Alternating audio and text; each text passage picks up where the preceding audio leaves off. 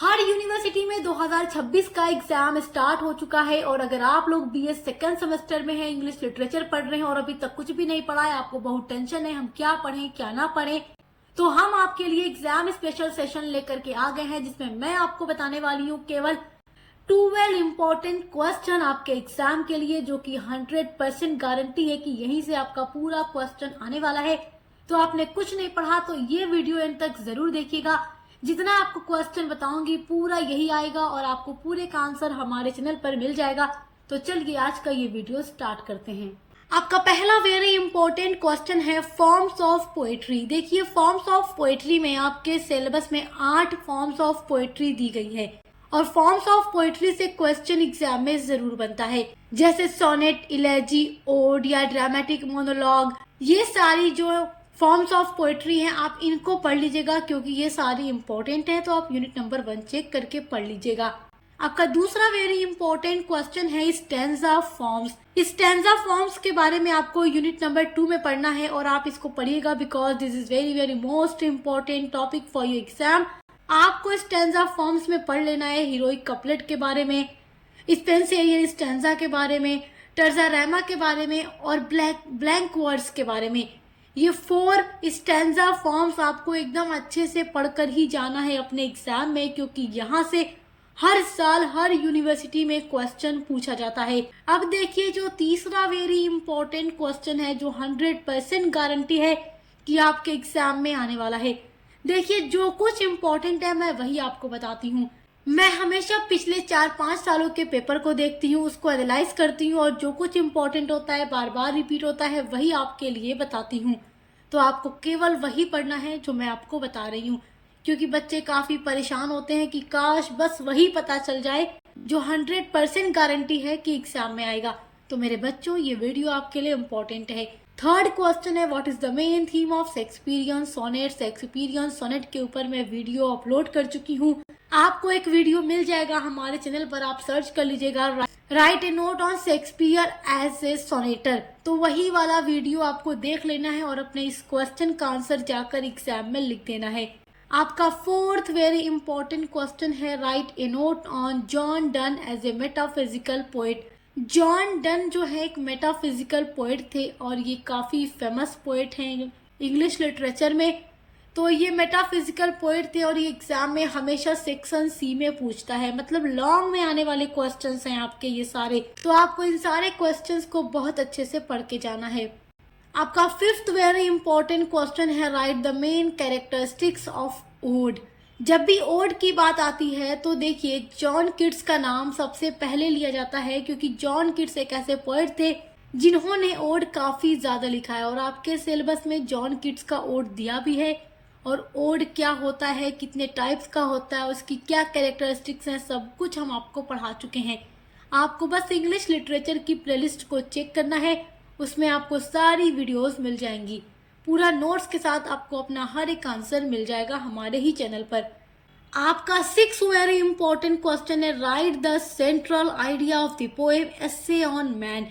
Essay on man भी आपको अपने सिलेबस में पढ़ना है और एसे ऑन मैन जो है ये पूरा मैं पढ़ा चुकी हूँ पोएम, और इसका जो सेंट्रल आइडिया है, इंपॉर्टेंट क्वेश्चन आंसर है, इसका एक्सप्लेनेशन जो एग्जाम में करने के लिए आता है, सब पर हमने पूरी वीडियो बना दी है, अपलोड कर दी है, आप चेक करके पढ़ लीजिएगा। आपका 7th वेरी इंपॉर्टेंट क्वेश्चन है why does the poet desire to escape into the peaceful and lonely atmosphere of Innisfree.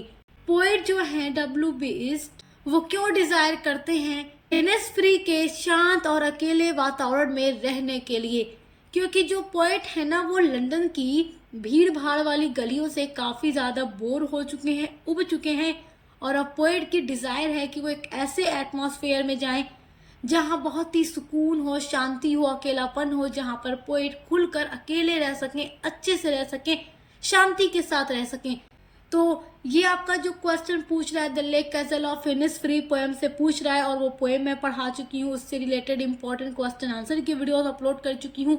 तो आपको बिल्कुल टेंशन नहीं लेना है, आपकी टोटल 8 यूनिट पर हर एक टॉपिक पर वीडियोस हमने अपलोड की है ताकि आप अपने एग्जाम की तैयारी अच्छे से कर सकें।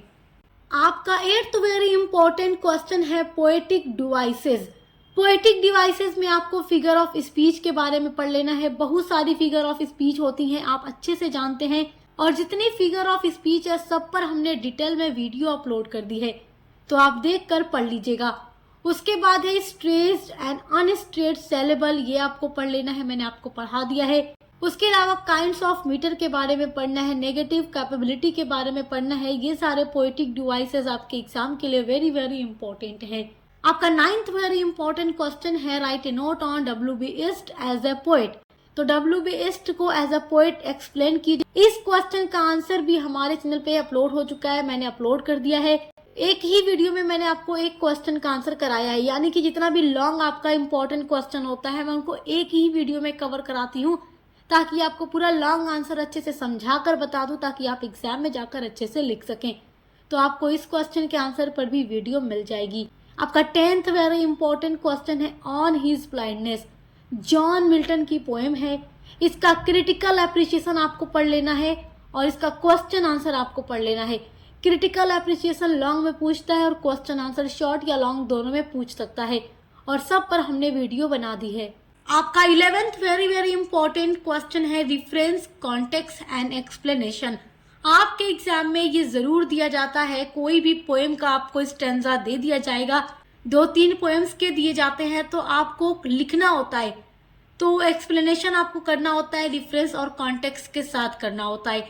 तो कौन कौन सी पोएम से आएगा, जो पोएम इंपॉर्टेंट है वो यहाँ पर मैंने नोट कर दिया है। Let me not to the marriage of true minds written by William Shakespeare, ये पोएम इंपॉर्टेंट है, तो इसका पूरा एक्सप्लेनेशन मैंने करवा दिया है। उसके बाद है एस्से ऑन मैन, ये भी मैंने करवा दिया है, इसका एक्सप्लेनेशन पर भी आपको वीडियो हमारे चैनल पर मिल जाएगी।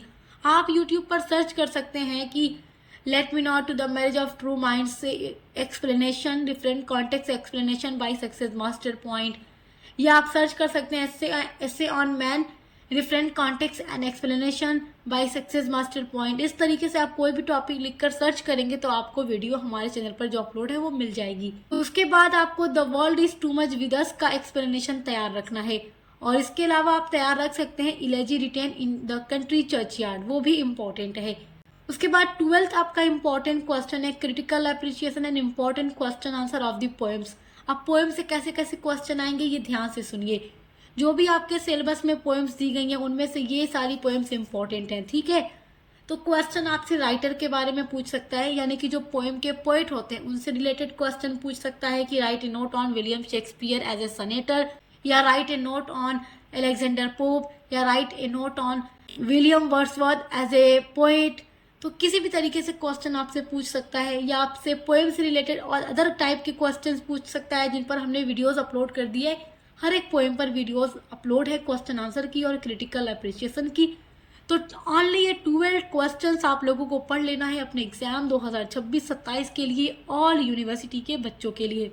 यही से आपका पूरा 100% क्वेश्चन आने वाला है। आपने अभी तक कुछ भी नहीं तैयार किया है तो बस इस एक वीडियो में बताए गए सारे क्वेश्चन के आंसर को तैयार कर लीजिए, और आंसर को तैयार करने के लिए डिस्क्रिप्शन बॉक्स में दी गई प्लेलिस्ट के लिंक पर विजिट जरूर कीजिएगा। इंग्लिश लिटरेचर के अलावा भी आपको अपने बीए के हर एक सब्जेक्ट की डिटेल वीडियो हर एक टॉपिक पर मिल जाएगी, मॉडल पेपर मिल जाएगा, महासंग्राम क्लास मिल जाएगा, और साथ ही साथ सारी यूनिट्स की वीडियोस नोट्स के साथ मिल जाएंगी। तो देखकर अच्छे से पढ़ाई करते रहिए। Best of luck. अब मिलते हैं अगली वीडियो के साथ।